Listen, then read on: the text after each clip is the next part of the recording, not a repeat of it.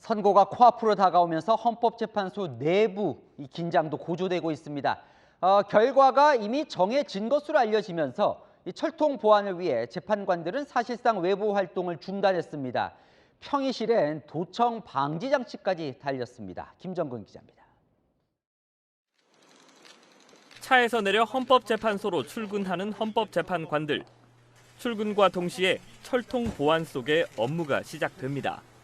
재판관들은 거의 매일 평의를 열어 결정문을 가다듬고 있는데 평의를 하는 헌재 본관 3층 회의실에는 도청 방지 장치가 가동되고 있습니다. 재판관들의 집무실에도 평의실에 준하는 보안 장비가 설치됩니다. 평의 내용이 외부로 새어나가 탄핵 심판 결론이 미리 알려질 가능성을 원천 봉쇄하는 겁니다. 재판관들은 점심 식사도 가급적 헌재 밖으로 나가지 않고 지하 구내식당에서 간단히 해결하고 있습니다.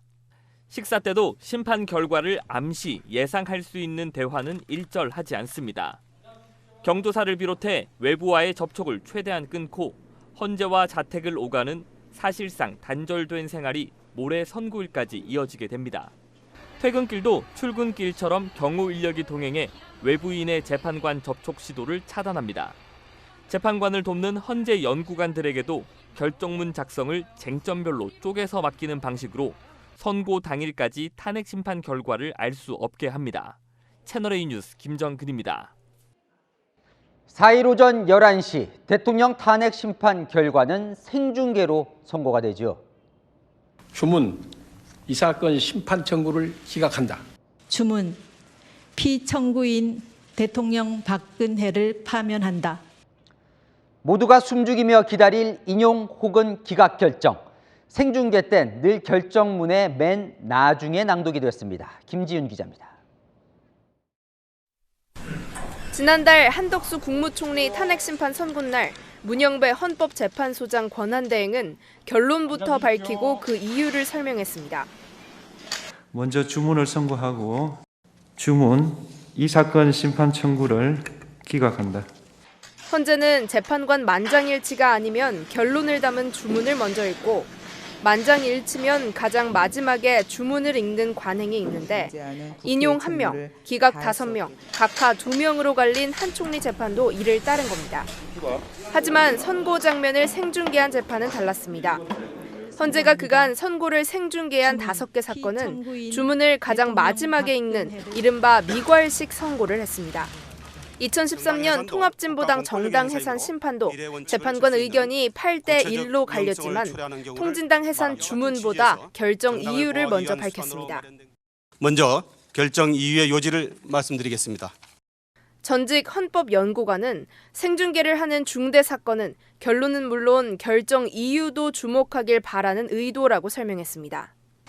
생방송 예정인 윤석열 대통령 탄핵심판 선고도 결정 이유가 먼저 나오고 화면 여부는 선고 맨 마지막에 밝힐 걸로 전망됩니다.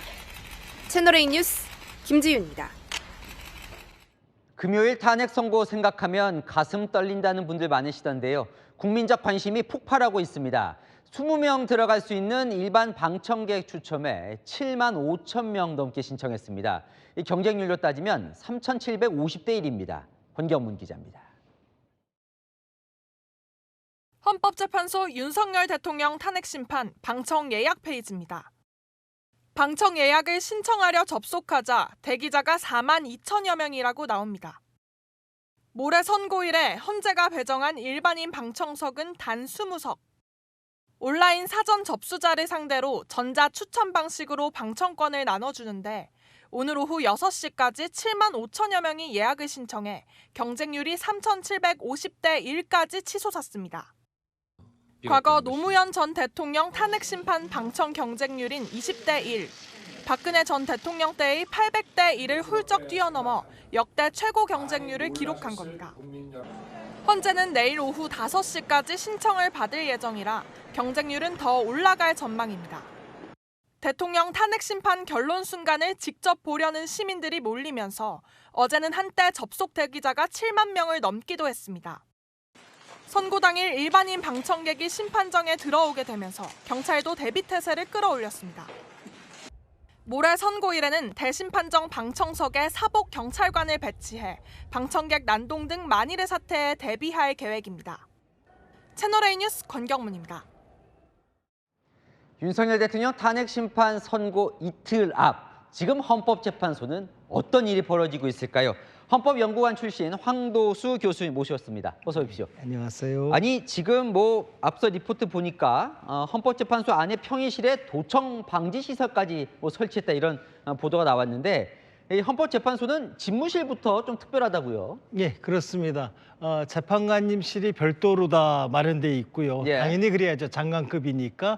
그다음에 집무실이 따로 있고 집무실 앞에 비서실이 또 마련돼 있어서 외부 출입이 다 통제되는 상황이고요. 예. 연구관실도 역시 마찬가지입니다.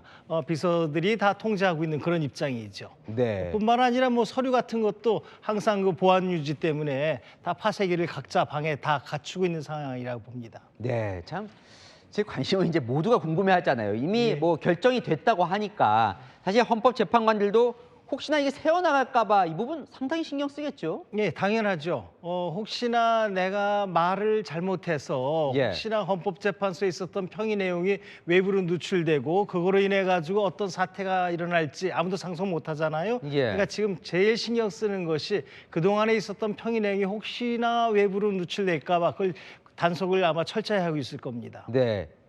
이거 뭐 좀 유치한 질문입니까? 가족들은 좀 미리 알 수 있지 않겠습니까?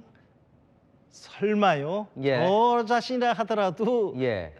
집사람한테도 얘기 안 할 것 같은데 아, 미안하다고 그럴 것 같아요. 네. 그러니까 이게 유출이 되면 재판관들은 큰일 난다고 생각을 하는 거죠. 그렇죠. 이게 누출이 되면은 어떤 결과가 가져오냐면 이 심판 대상 자체가 예. 국가 최고 권력자들의 문제를 다루는 곳이 헌법재판소이기 때문에 예. 언제 어떤 형태든지 저한테 로비가 들어올 수도 있고 예. 나의 생각을 바꾸기 위해서 어떤 형태가 들어올지 아무도 예상을 못한단 말이에요. 예. 모르는 상태가 가장 안전한 상태다 이렇게 볼 수 있습니다. 그럼 헌법재판관 앞서 리포트 보니까 뭔가 외부 활동도 잘 하지 않는다. 예.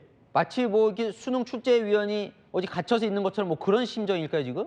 예, 그게 아마 오히려 재판관이나 연구관 입장에서는 오히려 편할 수 있습니다. 예. 예. 육체적으로는 불편하겠죠. 아무래도 식사도 외부에서 예. 자유롭게 못하고 그렇지만 심리적으로나 또 국가의 어떤 중대사를 앞에 놓고 나서 오히려 그것이 안정적이고 대국민 서비스에 가장 적당한 방법 아닌가 이렇게 생각됩니다. 지금 교수님도 헌법연구관을 지내셨잖아요. 예. 연구관들은 모릅니까? 연구관들도 변론을? 모른다고 봐야죠. 왜냐하면은 연구관들이 연구 보고서를 준비하는 건 맞습니다. 예. 그다음에 모든 쟁점에 관해서 있을 수 있는 모든 가능성을 다 보고서로 작성하죠. 예. 또 학설이 나뉠 경우에는 뭐 판례는 어떻고 A 학설은 어떻고 B 학설은 어떻고 예. 이런 거에 따라서 결론이 어떻게 바뀝니다. 이런 모든 내용들이 연구 보고서로 작성되는 건 맞지만 그 뒤에 이 연구 보고서를 들고서 재판관님들이 어떤 내용의 평의를 하는지 어떤 대화 예. 내용이 가는지는 아무도 모르고요. 예. 단 여기서 평의가 어느 정도 형성되면은 그 다음에 결정문을 작성한단 말이에요. 그렇죠. 그게 궁금해요. 예, 결정문 작성할 때 연구관들이 이렇게 들어오잖아요. 도와줄 수 있죠. 그렇죠. 예, 그럼 재판관님이 이런 경우에 이 부분에 관해서 뭐 인용 결정문을 좀 준비해봐라. 예. 인용이라면 어떻게 쓸 것인지 또 연구 보고서 중에 이 부분 중심으로 해서 결정문을 써봐라. 기각이라면 어떻게 써봐라라고 이제 말씀을 하시게 되면 그때 연구관들이 이제 결정문을 초안을 작성하게 되죠. 예. 작성할 때 그때 이런 결정문이 있을 수도 있겠구나까지는 생각하지만 지금과 같은 사안에서 예. 어떤 재판관이 어떤 결정을 할지 어떤 심증을 굳히고 있는지는 아무도 모른다. 예. 라고 이런 상태라고 보면 되죠. 아니 그런데 지금 40시간 정도 남았는데 헌법재판관들 사실 잡혀놓은 일정도 있을 거 아니에요. 그런 그렇죠. 것들도 지금 이제 외부 활동, 경조사도 있을 거고. 예. 그런 것도 다 일대는 삼가는 분위기. 아마 재판관님들 아마 나서지 않을 겁니다. 아. 두문불출 가만히 계실 거고요. 예. 그리고 재판관님들 자신도 상대 재판관이 어떤 결정, 심증을 가지고 있는지 아마 속으로만 알 수 있을 예. 뿐 무엇인지 결론은 모르는 상태다. 왜냐하면요, 평의를 충분히 했다 하더라도 이 상태가 어떤 상태냐면 딱 하나만 남겨둔 상태예요. 네. 마지막으로 어떤 결정을 할지는 그 선고기일 직전에 있는 마지막 평의 시간에 우리가 결정하기로 한다. 아마 이렇게 결정했을 거로 보여지고요. 예. 그때 마지막 제가 볼 때 11시에 선고니까 예. 10시쯤 평의 그렇군요. 시간이 아마 잡혔을 거고요.